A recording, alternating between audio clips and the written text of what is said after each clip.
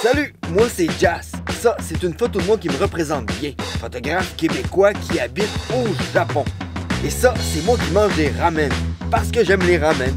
Mais ça n'a pas vraiment de lien avec le sujet d'aujourd'hui. Dans cette vidéo, je vais tenter de vous expliquer qu'est-ce que c'est que la photographie de rue. Commençons par le début. Ça, c'est une rue. Et ça, c'est une photo de rue. Mais c'est pas exactement le type de photo de rue que je vais vous parler. Parce qu'il faut prendre le terme photographie de rue au sens figuré, tout comme le théâtre de rue ou l'art de rue en général. Selon la version francophone de Wikipédia, la photographie de rue c'est un concept fourre-tout, flou et mal défini. Vive la France. Mais en anglais, Wikipédia décrit plutôt cette pratique photographique comme un art ou une enquête comportant des rencontres fortuites et des incidents aléatoires dans des lieux publics. Depuis les 15 dernières années, avec l'explosion du numérique, le nombre de photographes de rue a aussi explosé. On s'entend, la photographie de rue, c'est pas quelque chose de nouveau, là. On pourrait même dire que les premières images ont été prises vers la fin du 19e siècle. Aujourd'hui, c'est aussi devenu une mode. Premièrement, parce que c'est accessible à tous. Bref, ça prend aucun équipement spécifique si ce n'est que d'avoir un appareil photo. Même qu'un téléphone portable peut faire la job.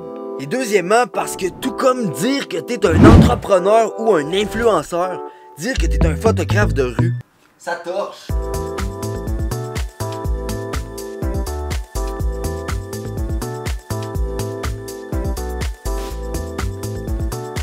alors que faut-il pour réussir à prendre de bonnes photographies de rue? Et c'est simple, ça prend de la pratique, de la persévérance, de la patience, une maîtrise de la lumière, une maîtrise de la composition et surtout une bonne dose de guts pour réussir à photographier des inconnus qui, eux, n'ont peut-être pas nécessairement envie de se faire prendre en photo. Maintenant, quelques catégories de photos de rue.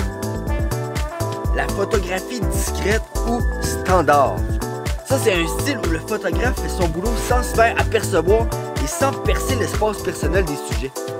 Cette façon-là de travailler permet de prendre des images qui touchent en quelque sorte le style documentaire / photojournaliste et donne un résultat qui est très près de la réalité puisque les images sont prises sans interaction avec le moment.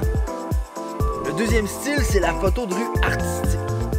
Ici, on parle d'images qui ont été soigneusement capturées en portant attention à différents détails tels que la lumière et les ombres.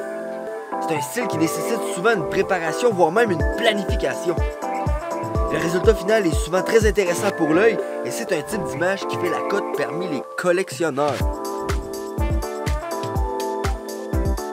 Troisième style, la photo de rue intelligente, ou l'art de photographier des moments subtils, souvent cocasses, qui nous font dire « How the fuck did he take that picture? » Pour en nommer qu'un seul, le photographe Jonathan Rigby est tant qu'à moi un excellent exemple de ce style de photographie de rue. Ces images ont fait le tour du monde et je vous invite à découvrir son portfolio. C'est la meilleure façon de découvrir ce type de photographie. Quatrième style, les portraits de rue.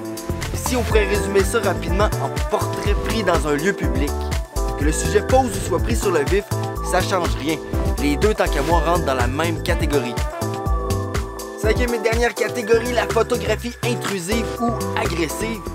Et non, ici, je ne parle pas de sacrer des coups de caméra aux gens qui sont dans les lieux publics, mais plutôt de capturer les gens en plein visage sans se soucier de leur bulle personnelle.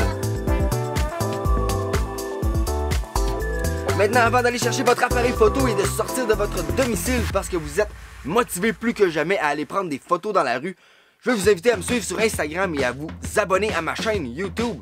Votre support est super important et surtout très motivant. Je vous invite également à pratiquer la photographie respectueusement et de bien vous informer concernant les lois dans votre pays. Allez, n'oubliez pas de défoncer le petit pouce en l'air si vous avez apprécié cette vidéo. Et encore une fois, je vous invite à vous abonner à ma chaîne. On se dit à bientôt. Domo. Hi.